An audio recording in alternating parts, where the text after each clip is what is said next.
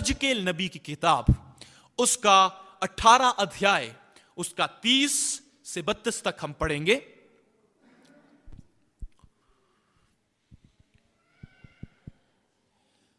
प्रभु यहोवा की यह वाणी है, हे इज़राइल के घराने, मैं तुम में से हर एक मनुष्य का न्याय उसके चाल चलन के अनुसार ही करूंगा। पश्चाताप करो और अपने सब अपराधों को छोड़ो, तभी तुम्हारा अधर्म तुम्हारे ठोकर खाने का कारण न होगा। आमीन। मैं चाहता हूं जिनके पास पवित्र शास्त्र बाइबल है, हम एक साथ ब्रदर के साथ पढ़ेंगे। 1 2 3 स्टार्ट। प्रभु यहोवा की यह वाणी है, हे इज़राइल के घराने, मैं तुम में से हर एक मनुष्य का न्याय उसके चाल चलन के अनुसार ही करूंगा। पश्चाताप करो और अपने सब अपराधों को छोड़ो, तभी तुम्हारा अधर्म तुम्हारे ठोकर खाने का कारण न होगा। आमीन। क्या आपने 32 पद भी पढ़ दिया? 32 भी पढ़े एक साथ सब लोग। 1 2 3 स्टार्ट। क्योंकि प्रभु यहोवा की यह वाणी है, जो मरे और उसके मरने से मैं प्रसन्न नहीं होता, इसलिए पश्चाताप करो, तभी तुम जीवित रहोगे। आमीन। पश्चाताप करो तभी तुम जीवित रहोगे। देखिए, एक अलग अनुवाद में बहुत ही सुंदर लिखा है, जो मैं आपके सामने पढ़ना चाहता हूं। हम 31 और 32 पद को फिर से पढ़ेंगे और फिर मैं एक अलग अनुवाद में आपके लिए पढ़ूंगा। बहुत सुंदर लिखा है, पढ़ेंगे ब्रदर। अपने सब अपराधों को जो तुमने किए हैं दूर करो, अपना मन और अपनी आत्मा बदल डालो। आमीन। कहें अपना मन और अपनी आत्मा। प्रभु ने कहा पश्चाताप करो तो तुम क्या रहोगे? पश्चाताप करो, मन फिराओ, पापों से मन फिराओ, बुरी चाल से फिरो, तब तुम क्या रहोगे? बोलिए, जीवित रहोगे। और फिर प्रभु आगे बोलते हैं, पढ़िए ब्रदर फिर से यही वर्ष। अपने सब अपराधों को जो तुमने किए हैं दूर करो। अपने सब अपराधों को जो तुमने किए हैं क्या करो? दूर करो। दूर करो। मगर प्रभु, मनुष्य अपने अधर्म से छूट नहीं पा रहा। मनुष्य अपने पापों से छूट नहीं पा रहा।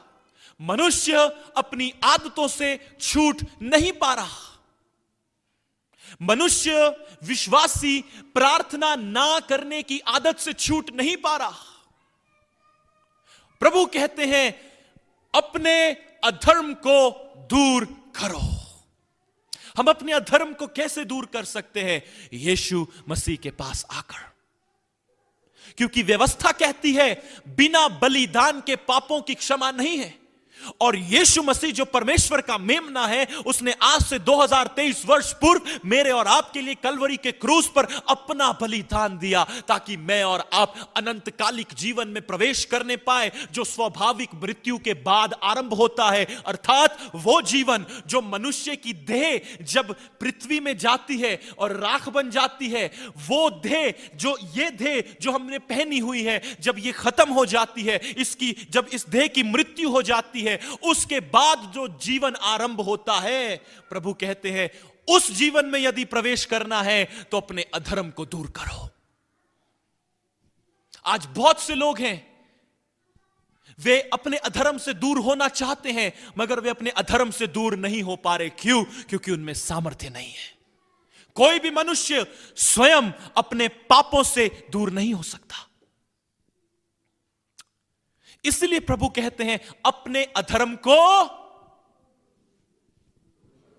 दूर करो। आगे भाई पढ़ेंगे। अपना मन और अपनी आत्मा बदल डालो। अब सुनिएगा ध्यान से। प्रभु हमारे लिए कह रहे हैं दो चीजें, मेरे पीछे कहेंगे अपना मन और अपनी आत्मा। मनुष्य को दो चीजें जो दी गई हैं, उनमें से ये दो बहुत महत्वपूर्ण, ये दो चीजें जो प्रभु ने मनुष्य को दी है, ये बहुत महत्वपूर्ण है, आत्मा और मन। आमीन। आत्मा और प्रभु कहते हैं, यदि तुम्हें कुछ अपने लिए चाहिए, यदि तुम कुछ अपने लिए मांगते हो, अगर तुम प्रभु से कुछ अपने लिए मांगते हो, तुम कुछ प्रभु से चाहते हो, तो दो चीजें मांगना प्रियो। प्रभु, मन और आत्मा। मन और ब्रदर, मन और आत्मा तो हमारे पास है, क्या मांगे? अभी देखिए प्रभु हमें किस दिशा में ले जा रहे हैं, ध्यान दीजिएगा। एक दूसरे अनुवाद में लिखा है,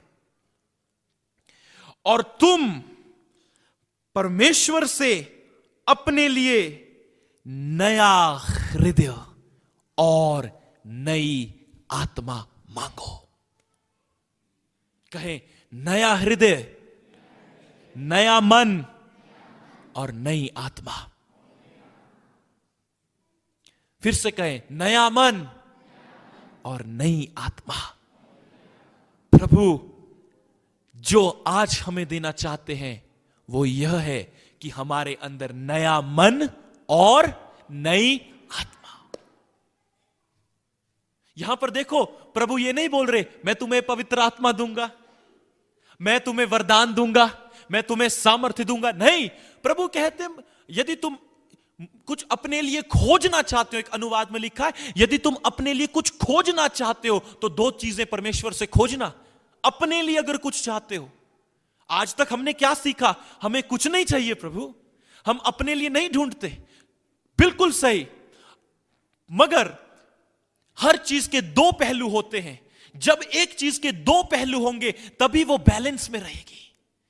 अगर एक ही पलड़ा भारी हो जाएगा तो उसका बैलेंस बिगड़ जाएगा। इसीलिए बहुत से लोग कई बार बहुत आत्मिक हो जाते हैं, बहुत आत्मिक, उनसे कुछ भी नहीं, अभी हम प्रभु की उपस्थिति में हैं, अभी हम ये काम नहीं। अरे यीशु मसीह को इतना बड़ा प्रकाशन पर्वत पर मिला, उसका रूपांतरण हो गया, उन लोगों ने देखा, चेलों ने देखा, उसके बाद भी प्रभु जब नीचे आए, प्रभु चेलों के साथ कितने स्वाभाविक थे, लोगों के साथ कितने स्वाभाविक थे। तो पहली चीज, जिस व्यक्ति के पास नया मन और नई आत्मा होगी, वो व्यक्ति बहुत ही साधारण होगा। वो दूसरों की पीड़ा को समझने वाला होगा, वो दूसरों के दर्द को समझने वाला होगा, वो दूसरों के लिए आंसू बहाकर परमेश्वर के सामने रोने वाला होगा। मैं तुमसे कहता हूं, प्रभु की कलीसिया, आज प्रभु की उपस्थिति में 2024 के पहले महीने में मैं आप सब लोगों से प्रभु की उपस्थिति में कहता हूं, यदि आप अपने लिए कुछ मांगना चाहते हैं तो सिर्फ दो चीजें मांगना। प्रभु, नया हृदय, नया मन और नई आत्मा। Hallelujah, hallelujah. ये कौन सी आत्मा है? ये नई आत्मा क्या है? नया मन, सुनिए, नया मन, ये वो मन है जो प्रभु हमें, ध्यान से सुनना, ये वो मन है जो प्रभु हमें यीशु मसीह पर विश्वास करने के बाद, जब हमारी पापों से क्षमा हो जाती है, उसके बाद जो हृदय, मसीह का हृदय जो प्रभु हमें देते हैं, उसे बाइबल कहती है नया मन, यानी मसीह का मन। और ये कौन सी आत्मा है जो नई आत्मा प्रभु हमें दे रहे हैं? देखिए, ये पवित्र आत्मा की बात नहीं है। पवित्र आत्मा हमारे अंदर नया हृदय और नई आत्मा उत्पन्न करते हैं। यहां पवित्र आत्मा की बात नहीं हो रही। बहुत से लोग इसमें अंतर नहीं पा पाते। इसीलिए तो लिखा गया है कि भविष्यद्वक्ता की आत्मा भविष्यद्वक्ता के वश में होती है। यानी मनुष्य की आत्मा भी है और पवित्र आत्मा भी है। यहां पर प्रभु कहते हैं, यदि तुम्हें अपने लिए कुछ मांगना है तो अपने लिए यह खोजो, पहला नया, दूसरा नई आत्मा। ये आत्मा, नई आत्मा कौन सी है? ये नई आत्मा कौन सी है? ये नई आत्मा वो आत्मा है, कान धर के सुनिएगा प्रभु के लोगों, ये नई आत्मा वो आत्मा है जो हर समय यीशु मसीह पर निर्भर रहती है। ये और कोई आत्मा नहीं, मनुष्य की आत्मा। ये कैसा परिवर्तन है? जब हम यीशु मसीह में आते हैं, विश्वास करते हैं और पापों की क्षमा मांगते हैं और हमारा हृदय बदलने लगता है, हम गंदगी से दूर हटते हैं, पापों से दूर हटते हैं और प्रभु के साथ पवित्रता में चलने लगते हैं, तब प्रभु ये नई आत्मा और नया मन अपने पवित्र आत्मा के द्वारा मनुष्य के अंदर बसाता है। हालेलुया। कहें प्रभु यीशु, कहें प्रभु यीशु। पवित्र आत्मा के लिए धन्यवाद। कहें पिता, प्रभु यीशु के लिए धन्यवाद। अब कहें पिता प्रभु, आपका धन्यवाद। आज हम प्रभु से कहेंगे, प्रभु हमें नया मन और नई आत्मा चाहिए। एक मन जिसमें कुछ भी बुराई ना हो, जिसमें किसी के लिए भी गंदगी का विचार ना हो, जो दया से भरा हुआ हो, जो प्रेम से भरा हुआ हो। एक व्यक्ति जो दया की आत्मा से नहीं भरा होता, ध्यान से सुनिए, एक व्यक्ति जो दया की आत्मा से भरा नहीं होता, वो व्यक्ति शारीरिक पापों में गिरता है। ध्यान दीजिए, जो व्यक्ति दया की आत्मा से, यानी इस नई आत्मा से जो पवित्र आत्मा हमें यीशु मसीह पर विश्वास करने के बाद पिता की इच्छा के अनुसार देते हैं, अगर एक व्यक्ति दया की आत्मा से भरा नहीं है तो वो शारीरिक पाप में गिरेगा। अब समझना कैसे? जब कोई व्यक्ति किसी चीज के लिए लस्ट करता है, ध्यान से सुनिए, जब कोई व्यक्ति किसी चीज के लिए लस्ट करता है, चाहे वो पैसा हो, चाहे वो कोई मेटीरियलिस्टिक थिंग हो, या चाहे वो कोई व्यक्ति हो, जब कोई व्यक्ति एक दूसरे के लिए लस्ट करता है, वो उससे छीनता है, वो उससे छीन रहा है। मगर दया की आत्मा हमें यह नहीं सिखाती, प्रभु हमें यह नहीं सिखाते। एक नया हृदय और नई आत्मा जो दया से भरी हुई है, याद रखें, दया का एक नियम है, दया हमेशा दूसरों को देती है। कहें, दया हमेशा दूसरों को देती है, लेती नहीं, दूसरों को देती है। हर चीज दूसरों को देती है, दूसरों के हित के बारे में, दूसरों की भलाई के बारे में। दया हमेशा दूसरों को देती है। मगर जब कोई व्यक्ति किसी चीज के लिए लस्ट करता है तो वो उससे छीनता है, उससे लेता है। और दया की आत्मा, पवित्र आत्मा ये नहीं करते। इसीलिए प्रभु की कलीसिया, अपने चाल चलन को सुधारो, अपने आंतरिक जीवन को परमेश्वर के साथ सही करो, अपने हृदय को जांचो। क्या हिजकेल 18 में जो प्रभु ने बताया है कि दो चीजें तुम अपने लिए मांगो, पहला नया हृदय, दूसरा नई आत्मा, क्या वो नया हृदय, नई आत्मा मुझ में है? यदि नहीं तो क्या मेरी बाइबल रीडिंग ठीक है? क्या मेरा प्रार्थना का जीवन ठीक है?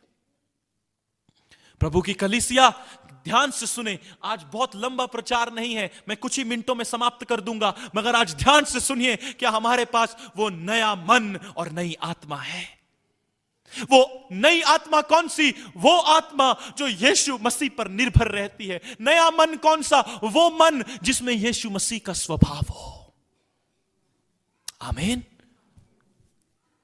दाऊद जब पाप में गिर गया, जब दाऊद से पाप हो गया, व्यभिचार हो गया, उसके बाद मर्डर हो गया, पाप में गिर गया, और जब दाऊद को पश्चाताप हुआ, पूरे 1 साल तक वो प्रभु से दूर रहा, और उसके बाद जब उसको पश्चाताप हुआ, वो प्रभु के पास आया, वो रोया, उसने कहा, नहीं प्रभु, ये मैंने ठीक नहीं किया, मैंने तेरी दृष्टि में और तेरे लोगों की दृष्टि में पाप किया है, तू मुझे क्षमा कर दे। उसने भजन संहिता 51 लिखा। और जब उसने भजन संहिता 51 लिखा, उसके 10 पद में वो एक ऐसा भेद प्रकट करता है जो पश्चाताप का आत्मा आज 2024 में कलीसियाओं के अंदर में उत्पन्न करने जा रहा है। ये भेद जो पवित्र आत्मा के द्वारा आज प्रभु इस कलीसिया को दे रहे हैं, ये भेद पश्चाताप की आत्मा का भेद है, ये भेद दया की आत्मा का भेद है, ये भेद परमेश्वर के आत्मा का भेद है।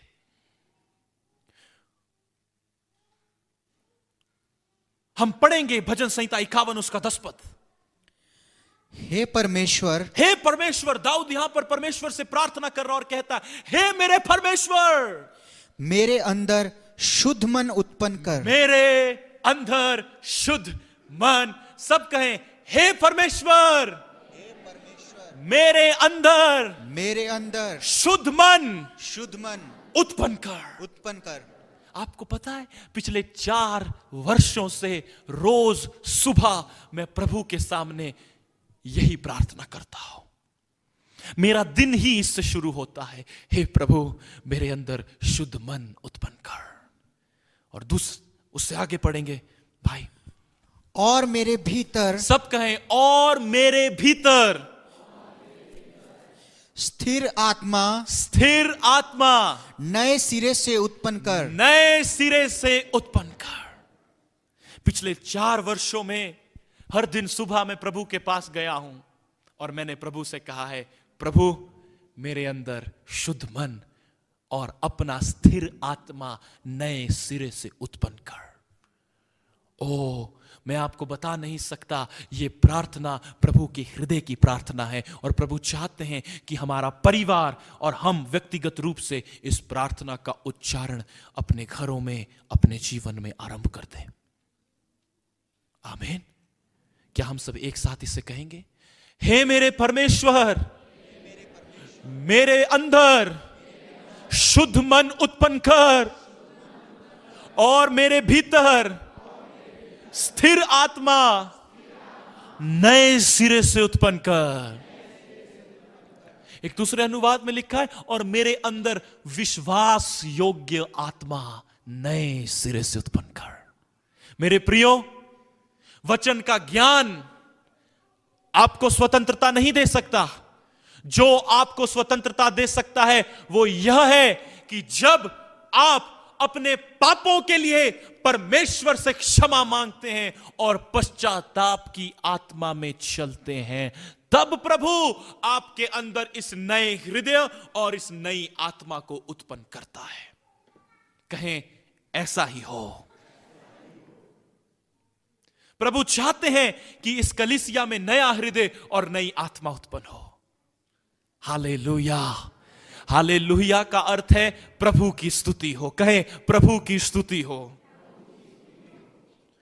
ये अब ध्यान से सुनिएगा, ये आत्मा जो मनुष्य की आत्मा में परिवर्तन होता है, जो मनुष्य के हृदय में परिवर्तन होता है, ये बहुत महत्वपूर्ण है। ये बहुत महत्वपूर्ण है। और आज प्रभु ये परिवर्तन हम में करना चाहते हैं क्योंकि वो दयावंत है। आगे प्रभु कहते हैं, मैं चाहता हूं तुम पश्चाताप करो ताकि तुम जियो। मैं तुम्हें नाश करना नहीं चाहता। मेरे प्रियो, आपके जीवन में बहुत से पाप हो सकते हैं, आपके जीवन में बहुत सी कमियां हो सकती हैं और आप सोचते हैं यदि मैं परमेश्वर के पास जाऊंगा तो मुझे तो मेरे अपराधों से, पापों से कभी क्षमा नहीं मिलेगी। नहीं प्रियो, यीशु मसीह तलवार लेकर आपके लिए नहीं खड़े। यीशु मसीह तो अपनी बाहें फैलाए आपके इंतजार में बैठे हैं कि कब मेरा बेटा, कब मेरी बेटी मेरे पास आए और पश्चाताप करे ताकि मैं उसके अंदर नया हृदय और नई आत्मा उत्पन्न कर सकूं। आमीन। हम कुछ एक अब ये सबसे महत्वपूर्ण वचन है जो अब हम पढ़ेंगे। आज काफी वचन हमें पढ़ने हैं। ये बहुत महत्वपूर्ण वचन है। मत्ती उसका 5 अध्याय और उसका 3 पद।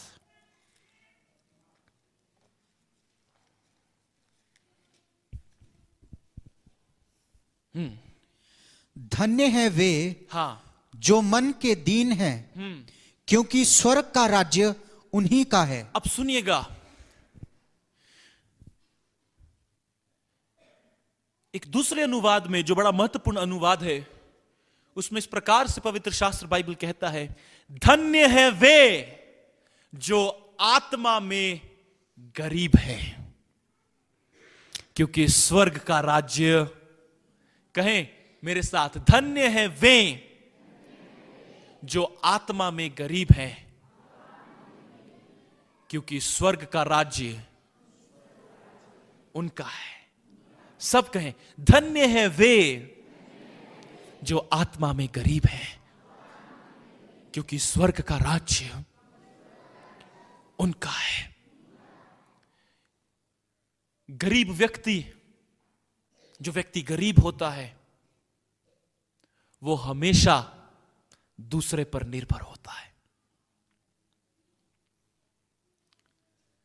गरीब व्यक्ति जिसके पास कुछ भी नहीं है, वो दूसरे पर निर्भर रहता है। अब मैं आपको एक उदाहरण दूं, एक अच्छा उदाहरण दूं। क्या आप सुनना चाहते हैं? एक बच्चा, एक बेटी, एक बेटा, एक बच्चा अपने पिता पर निर्भर रहता है। क्या मैं सही बोल रहा हूं? कि मेरा पिता मेरी जरूरतों को पूरा करेगा। अपने माता पिता पर निर्भर रहता है। ओ मम्मी मुझे ये चाहिए, पापा मुझे ये चाहिए। वो निर्भर रहता है। तो इसका अर्थ क्या है? कि वो बच्चा गरीब है? नहीं, मगर वो अपने माता पिता पर निर्भर है। आमीन। क्या आप इस बात को समझे? समझे आप भाइयों इस बात को? एक छोटा बच्चा है, वो अपने माता पिता पर निर्भर है। पापा मुझे ये देंगे, मम्मी मुझे ये देंगे। तो क्या वो बच्चा गरीब है? नहीं। वो उसके माता पिता की चिंता है, वो उसके लिए क्या लाते हैं, कैसा उपाय करते हैं, कहां से कमाते हैं, कैसे देते हैं, मगर उस बच्चे को कुछ लेना देना नहीं है। उसको एक चीज पता है, पापा मुझे ये देंगे, मम्मी मुझे ये देगी। आमीन। क्या आप समझे इस बात को? वैसे ही अब प्रभु इस भेद को हम पर प्रकट कर रहे हैं और स्पष्टता से बताते हैं कि मैं तुम्हारे अंदर एक नया मन और नई आत्मा उत्पन्न करूंगा। वो नया मन कौन सा है? वो मन जिसमें यीशु मसीह का स्वभाव हो, और वो आत्मा जो गरीब हो। अर्थात गरीब व्यक्ति दूसरे पर निर्भर रहता है। एक बार दो भाई थे और उनके माता पिता की मृत्यु हो गई। जब उनके माता पिता की मृत्यु हो गई तो जो बड़ा भाई था उसने बड़ी मेहनत की, उसने कमाया और वो एक IAS ऑफिसर बन गया। पढ़ता रहा, कमाता रहा, IAS ऑफिसर बन गया। और जो उसका भाई था वो भी बड़ा हार्ड वर्क करता था कि मैं भी कोई अधिकारी बन सकूं, मैं भी कुछ कर सकूं। मगर वो अपने जीवन में कई वर्षों तक किसी भी मुकाम पर नहीं पहुंच पाया। तो उन सारे वर्षों में वो अपने उस भाई पर निर्भर रहा जो अधिकारी था। उसे कुछ भी चाहिए था वो मांगता था, भैया मुझे ये चाहिए, भैया मुझे ये चाहिए। और उसका भाई बड़े आनंद के साथ उसके लिए लेकर आता था। एक व्यक्ति जो गरीब है प्रियो, वो हमेशा दूसरों पर निर्भर रहता है। और यहां पर प्रभु आत्मिक गरीबी की बात कर रहे हैं। प्रभु कहते हैं धन्य है वे, आप अपने शास्त्र में भी इसे अंडरलाइन कर लें और अपनी किताबों में भी इसे लिख सकते हैं इस अनुवाद को। धन्य है वे जो आत्मा में गरीब है और जिन्हें हर समय मेरी आवश्यकता है, क्योंकि स्वर्ग का राज्य उन्हीं का है। जिस नई आत्मा की प्रभु यहजकेल को बात बता रहे हैं, बात कर रहे हैं, वो यह आत्मा है जो यीशु मसीह ने मत्ती के 5वें अध्याय में हम पर प्रकट की और कहा धन्य है वे जो आत्मा में गरीब है। क्योंकि प्रभु को पता है आपको पता है सबसे अमीर आत्मिक व्यक्ति कौन है? अमीर आत्मिक व्यक्ति कौन है? वो जिसकी आत्मा गरीब है, जो यीशु मसीह पर निर्भर रहता है। प्रभु नहीं हो पाएगा, आप करें, आप करें, आप करें, प्रभु आप करें, आप करें, आप करें।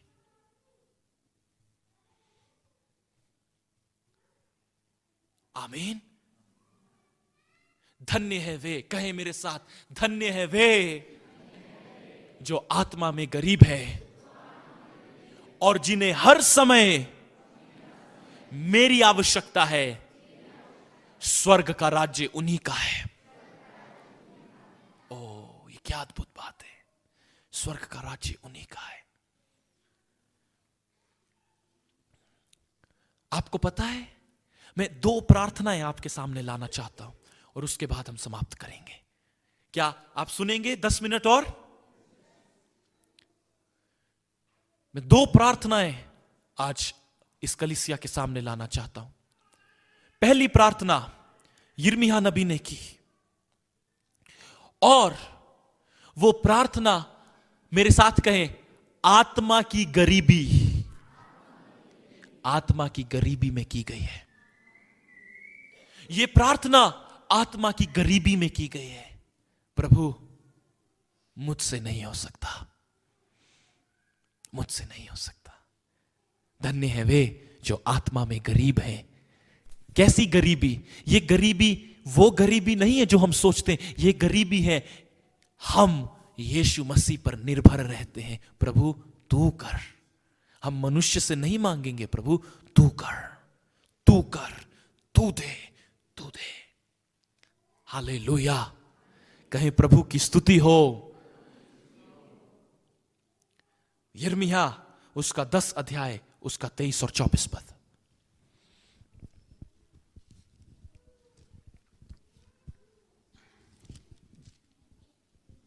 पढ़िए पढ़िए जल्दी। हे यहोवा, सुनिए, अब यिर्मयाह प्रभु से प्रार्थना कर रहा है और यह प्रार्थना यिर्मयाह अपनी आत्मा की गरीबी में अर्थात मसीह यीशु पर, परमेश्वर पर निर्भर होकर कर रहा है। और वो क्या कहता है, सुनेंगे सब ध्यान से।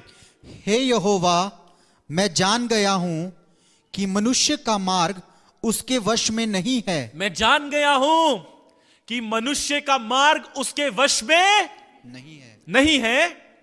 मनुष्य चलता तो है परंतु उसके डग उसके अधीन नहीं है। वो चलता तो है मगर उसके पांव उसके अधीन नहीं है। हे यहोवा, मेरी ताड़ना कर, मेरी ताड़ना कर प्रभु, मुझे पर समझा, मुझे सुधार, मुझे डांट। पर पढ़िए पढ़िए, पर न्याय से, क्रोध में आकर नहीं। हाँ, कहीं ऐसा ना हो कि मैं नष्ट हो जाऊं। कहीं मैं नष्ट हो जाऊं। और दूसरे अनुवाद में लिखा है, हे प्रभु यहोवा, मुझे देख, मैं अपना नहीं हूं। नहीं, मेरा जीवन मेरा नहीं है, मेरा जीवन तेरा है। ओ, ये कितना अद्भुत है। आत्मा की गरीबी में यिर्मयाह ये प्रार्थना कर रहा है और कहता है, मेरा जीवन मेरा नहीं है। मेरे डग, मनुष्य चलता तो है मगर उसके पांव उसके वश में नहीं है। वो सोचता तो है कि आज मैं यह पाप नहीं करूंगा। छोटा सा उदाहरण देता हूं, आज मैं शराब नहीं पीऊंगा, आज मैं बीड़ी नहीं पीऊंगा। सुबह उठकर वो ये सोचता है मगर शाम तक उसके बाद फिर वो वही करता है जैसे 7 बजते हैं। क्यों? क्योंकि मनुष्य के पांव, मनुष्य की आत्मा उसके वश में नहीं है। इसीलिए प्रभु ने कहा, हे सब परिश्रम करने वालों और बोझ से दबे लोगों, मेरे पास आओ, मैं तुम्हें विश्राम दूंगा। मुझसे सीखो, मेरा जुआ सहज और हल्का है। मुझसे सीखो, मुझसे सीखो, क्योंकि मैं नम्र और मन में दीन हूं। और मैं तुम्हें क्या सिखाता हूं? मैं तुम्हें यह सिखाऊंगा, अपने पड़ोसी से अपने समान प्रेम करना, अपने अपराधियों को क्षमा करना, जो तेरे विरोध में युक्तियां करते हैं उनके लिए तू प्रार्थना करना। ओ मेरे प्रियो, आज प्रभु का आत्मा बड़े ही उभारे हुए हृदय के साथ इन बातों को कह रहे हैं। कान धर कर सुनिएगा प्रियो, मेरी आपसे विनती है, आज इस संदेश को जाने ना दें, इसे पकड़ लें, इसे अपने हृदय की मांस रूपी पट्टियों पर छपने दें पवित्र आत्मा की सामर्थ्य के द्वारा, और होने दें कि यह वचन आप में जाए और देहधारी हो जाए। कहें ऐसा ही हो, फिर से कहें, ताकि हम उसकी समानता में परिवर्तित होते जाएं। अब ध्यान से सुनिएगा, एक और व्यक्ति है जिसने आत्मा की गरीबी में प्रार्थना की। आपको पता है कौन? आपको पता है कौन? एक व्यक्ति है जिसने ना आत्मा की गरीबी में प्रार्थना की, जो बिल्कुल असहाय था, जो बिल्कुल निर्भर था। और वो जब गतसमनी के बाग में आ रहा था तो उसकी टांगें लड़खड़ा रही थी। उसके पसीना, उसका जो पसीना था वो रक्त की बूंदों में परिवर्तित होकर पत्थर पर गिर रहा था। उसके साथ कोई भी खड़ा नहीं था उस समय। और उसने आत्मा की गरीबी में लूका 22:42 में यह प्रार्थना की और कहा, पिता हो सके तो यह कटोरा मुझ पर से टल जाए, मगर फिर भी मेरी नहीं तेरी ही इच्छा पूरी हो। क्या आप इस बात को समझ रहे हैं? प्रभु स्वयं, प्रभु यीशु मसीह आत्मा की गरीबी में यह बात पिता परमेश्वर से कहते और कहते हैं, पिता यदि हो सके तो यह कटोरा मुझ पर से टल जाए, फिर भी मेरी नहीं तेरी इच्छा पूरी हो। ये नई आत्मा, मनुष्य की आत्मा जो प्रभु तुम्हें देना चाहते हैं, ये वो आत्मा है जो हर समय पिता की इच्छा को करना चाहती है, जो हर समय पिता पर, प्रभु पर निर्भर रहती है, जो हर समय परमेश्वर को केंद्र जानती है। अपने हाथों को उठाएं और कहें, प्रभु मुझे नया हृदय और नई आत्मा चाहिए। मैं भी दाऊद की तरह प्रार्थना करता हूं, प्रभु मुझे नया हृदय और नई आत्मा चाहिए। कहे, प्रभु मुझे नया हृदय और नई आत्मा चाहिए, मुझे नई आत्मा चाहिए, मुझे नई आत्मा चाहिए, मुझे नई आत्मा चाहिए। आमीन, आमीन। यहां पर आप कल्पना करें, यीशु मसीह को पता है कि अब मुझे क्रूस पर जाना है, मेरे कोड़े मारेंगे और मेरी पीठ ऐसे फट जाएगी जैसे हल चलाते समय मिट्टी फटती है, मेरे सिर पर कांटों का ताज रखा जाएगा, मेरे हाथों में कीलें ठोकी जाएंगी, मुझे नंगा कर कर मारा जाएगा, मुझ पर थूका जाएगा, 600 से 800 लोग मेरे मुंह पर घूंसे मारेंगे और थूकेंगे, मेरे कपड़ों को फाड़ देंगे, मुझे नंगा क्रूस पर लटकाया जाएगा। फिर भी प्रभु कह रहा है, यदि हो सके तो टल जाए, वरना फिर भी प्रभु मेरी नहीं, जो तू चाहता है तेरी इच्छा पूरी हो। इससे ज्यादा गरीब आत्मा में कौन हो सकता है? ओ, ये अद्भुत है प्रियो। मेरी प्रार्थना है कि प्रभु का आत्मा आपके हृदय और आपकी समझ को, आपकी बुद्धि को, आपकी आंखों को खोलें कि ये वचन आपके हृदय में जाए, छप जाए और देदारी हो।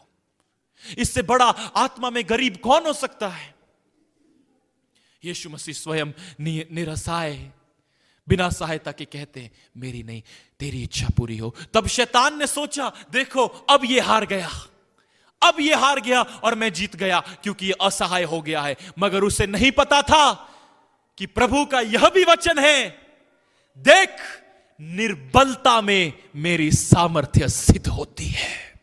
आप निर्बल हैं, तालियां बजाएं और कहें, परमेश्वर की सामर्थ्य अब सिद्ध होगी। कहे, परमेश्वर की सामर्थ्य अब सिद्ध होगी। मैं आपसे सच कहता हूं मेरे प्रियो, आप निर्बल हैं, आप घबरा रहे हैं, आप निराशाएं हैं, चिंता ना करें। प्रभु यूं कहते हैं, तुम आत्मा में गरीब हो जाओ, नया हृदय अपने अंदर रखो, मेरे पीछे चलो, देखो मैं तुम्हारी निर्बलता में अपनी सामर्थ्य को सिद्ध करूंगा। जब तक इजरायली मिस्र से छूट सकते थे, कदाचित ना छूट सके, कभी नहीं छूट सके। कितने 100 वर्षों तक वे बंधुआई में रहे, मगर जब उनको यह समझ आ गया, यह तो हमसे होएगा ही नहीं, हम कभी नहीं छूटेंगे, अब हम यहां से नहीं जा सकते, हमें इनकी गुलामी ही करनी पड़ेगी, तब प्रभु ने मूसा को भेजा। आप भी यदि आज सोचते हैं मेरे जीवन में कोई उम्मीद नहीं है, मेरे जीवन में कोई मार्ग नहीं है, मेरा परिवार खराब हो गया, मेरी स्थितियां ठीक नहीं है, मेरा व्यक्तिगत जीवन ठीक नहीं है, मेरे प्रियो, आज जैसे प्रभु ने मूसा को इजराइलियों के पास भेजा था कि वो प्रभु की सामर्थ्य के द्वारा इजराइलियों को उस बंधन से, उस गुलामी से निकाल कर लाए, वैसे ही पिता परमेश्वर ने प्रभु यीशु मसीह को आपके पास भेजा है कि वो आपको अपवित्रता के बंधन से, आपके कर्जे के बंधन से, आपके पापों के बंधन से, आपके परिवार में लड़ाइयों के बंधन से आज यीशु मसीह आपको वहां से निकाले, आपकी बीमारियों के बंधन से, आपकी समस्याओं के बंधन से। आज पिता ने यीशु मसीह को हमारे बीच में भेजा है ताकि वो आप में से हर एक को आपका हाथ पकड़कर आपकी बंधुआई में से निकाले और कहे, देख निर्बलता में मेरी सामर्थ्य सिद्ध होती है। हालेलुया। और मेरे प्रियो, आज ये यीशु मसीह आपको आमंत्रित करते हैं कि क्या तुम अपने आंतरिक संसार में इस नए हृदय और नई आत्मा को प्राप्त करना चाहते हो? यदि आप मेटीरियलिस्टिक भौतिक चीजों को चाहते हैं, आप उन्हें पाएंगे, प्रभु की आशीष से पाएंगे। मगर यदि यह बात सुन ले ध्यान से, पवित्र आत्मा स्पष्टता से कहते हैं, आप स्वाभाविक भौतिक आशीषों को चाहते हैं, प्रभु आपको देगा। मगर यदि आपके पास नया हृदय और नई आत्मा नहीं होगी ना, तो आप फूल जाएंगे, आपका हृदय फूल जाएगा, आप घमंडी हो जाएंगे यदि आपके पास नया हृदय और नई आत्मा नहीं होगी। यहां पर प्रभु यीशु मसीह निराशाए गतसमनी के बाग में प्रार्थना करते और कहते, मेरी इच्छा नहीं तेरी इच्छा, इससे बड़ा उदाहरण कोई नहीं हो सकता। मेरे प्रियो, क्या हर दिन हम आत्मा में गरीब हैं? क्या हर दिन हम प्रभु के पास जाते और कहते हैं, प्रभु मैं नहीं कर सकता, तू कर, प्रभु आप करें, मुझसे नहीं होगा, प्रभु आप करें, मेरे जीवन में, मेरे परिवार में आप काम करें, मेरे बच्चों में, माता पिता मेरे बच्चों में आप काम करें प्रभु। मेरे प्रियो, ये आत्मा की गरीबी हमें परमेश्वर की परिपूर्णता तक लेकर जाएगी। मैं बहुत गंभीर बात कह रहा हूं। ये आत्मा की गरीबी हमें परमेश्वर की परिपूर्णता तक लेकर जाएगी और उसकी परिपूर्णता में हम सदा रहेंगे यदि हमारे पास ये नई आत्मा, जो गरीब आत्मा है, जो यीशु मसीह पर निर्भर रहती है, मनुष्य की आत्मा, वो आत्मा, और नया हृदय जो मसीह का मन है, आमीन, जो मसीह का मन है, वो प्रभु हमें देगा, तो हम उसकी परिपूर्णता में जाएंगे। कोई भी पुराने मन और पुरानी आत्मा के साथ परमेश्वर की परिपूर्णता को प्राप्त नहीं कर सकता। यदि हमें परमेश्वर की परिपूर्णता को प्राप्त करना है तो यह अति आवश्यक है कि हम अपने पापों को छोड़ें, अपने अधर्म को छोड़ें, पापों से क्षमा मांगे और प्रभु की इच्छा पर चले, प्रभु की इच्छा को पूरा करें। एक मनुष्य, एक सेवक, एक प्रचारक इससे बड़ा नहीं होता उसके पास कितने लोग हैं या उसके द्वारा क्या हो रहा है। एक व्यक्ति, एक प्रचारक, एक विश्वासी इस बात से बड़ा होता है कि तू प्रभु की इच्छा को कितना पूरी करता है, तू प्रभु की इच्छा को कितना जानता है। आज बहुत से लोग हैं, वे अपनी इच्छा पर चलते हैं, अपनी इच्छा के अनुसार कार्य करते हैं। मुझे ऐसा लगा ब्रदर, मुझे, अरे नहीं नहीं ब्रदर, आपका लगाना छोड़ दो और बात को सुनो। परमेश्वर की इच्छा क्या है? परमेश्वर आपके बारे में अभी क्या कहता है? भाइयों, मैं आज आपसे परमेश्वर की उपस्थिति में बड़ी स्पष्टता और सामर्थ्य और दृढ़ विश्वास के साथ कहता हूं, क्या आप परमेश्वर की इच्छा जानते हैं? यदि आप परमेश्वर की इच्छा जानते होते तो आज मैं सच कहता हूं, आपका जीवन यीशु मसीह की तरह हो जाता, मेरा जीवन यीशु मसीह की तरह हो जाता, बहनों आपका जीवन यीशु मसीह की तरह हो जाता। मगर आज कमी क्या है? कमी यही है कि आज कलीसिया परमेश्वर की इच्छा को नहीं जानती, इसीलिए भूल में पड़ी है। मेरे प्रियो, परमेश्वर की इच्छा को जानना आरंभ कर दें। मैं एक वचन आपके लिए पढ़ रहा हूं, आप ध्यान से सुने। ये एक अलग अनुवाद है, ध्यान से सुने, घर जाकर आप पढ़ सकते हैं। यिर्मयाह 15:17 में लिखा है, मैं मन बहलाने वालों के बीच बैठकर प्रसन्न नहीं हुआ। मेरे पीछे कहे, मैं मन बहलाने वालों के बीच में बैठकर प्रसन्न नहीं हुआ, क्योंकि तेरी छाया मुझ पर थी और मैं अकेला बैठा, क्योंकि तेरा हाथ मुझ पर था। मेरे प्रियो, यदि प्रभु आपको इस संसार से अलग करना चाहे ना, तो अलग हो जाना। हमें तुम्हारी मन बहलाने वाली बातें नहीं चाहिए जिनको सुन सुनकर मनुष्य ठहाके लगाता और मजा लेता है। हमें तुम्हारे मन बहलाने वाली बातें नहीं चाहिए जिनको सुनकर मनुष्य को लगता है ओहो अब मैं ये कर दूंगा, अब मैं वो कर दूंगा। नहीं, तू कुछ भी नहीं कर सकता। स्मरण कर, तू मिट्टी है और एक दिन राख बन जाएगा। मनुष्य कुछ भी नहीं है। इसीलिए जब प्रभु अपनी कलीसिया को संसार से अलग करे तो अलग हो जाना। क्यों? क्योंकि उस समय में बाइबल कहती है प्रभु के आत्मा की छाया और प्रभु का हाथ आप पर बना होगा। आमीन। बाइबल कहती है स्पष्टता से, प्रभु का वचन है, मैं अकेला बैठा क्योंकि प्रभु का हाथ मुझ पर था। आज कितने लोग हैं जो ये बोल सकते, ब्रदर मैं प्रभु के सामने ये बोल सकता हूं मैं अकेला हूं, इसलिए नहीं कि मैं अकेला रहना चाहता हूं या कोई भी अकेला रहना नहीं चाहता। सब चाहते हैं लोगों के साथ रहे, मित्रों के साथ रहे, मजा करे, घूमे, यहां जाए वहां। कोई अकेला रहना नहीं चाहता। मगर ब्रदर मैं प्रभु के सामने कह सकता हूं मैं अकेला हूं क्योंकि प्रभु का हाथ मुझ पर है, वो अपना बोझ मेरे साथ बांट रहा है। आज कलीसिया में वो लोग कहां हैं? मेरे प्रियो, यही था आज का संदेश और इस संदेश के द्वारा प्रभु आपको आशीष दे। कहें आमीन। मुझे अकेला बैठना है, परमेश्वर के साथ मुझे एक होना है। मुझे अकेला बैठना है, मुझे परमेश्वर के साथ एक होना है। क्या आप परमेश्वर के साथ आज एक हैं? अपने जीवन को जांचिए। क्या आज आपके पास वो नया हृदय है जो प्रभु यहजकेल 18 अध्याय 30, 31, 32 में कहते हैं? क्या आपके पास आज वो नई आत्मा है जो प्रभु ने आपको दी थी, या आपने उसे खो दिया है? और मेरे प्रियो, यह बिना पवित्र आत्मा के नहीं हो सकता, बिना पवित्र आत्मा के नहीं हो सकता। यहां पर पवित्र आत्मा इस बात को स्पष्टता से प्रकट कर रहे हैं। जितने भी लोग यहां पर चंगाइयों के लिए आए हैं, स्वतंत्रता के लिए आए हैं, सुनिए, यीशु मसीह के पास कोढ़ी आया और उसने प्रभु से कहा, प्रभु मुझे शुद्ध कर दे, अगर तू चाहे तो मुझे शुद्ध कर सकता है, अगर तेरी इच्छा हो तो तू मुझे शुद्ध कर सकता है। आपको पता है उस समय कोई भी कोढ़ी को नहीं छूता था, क्योंकि यदि कोई कोढ़ी को छू लेता था तो वो अशुद्ध हो जाता था।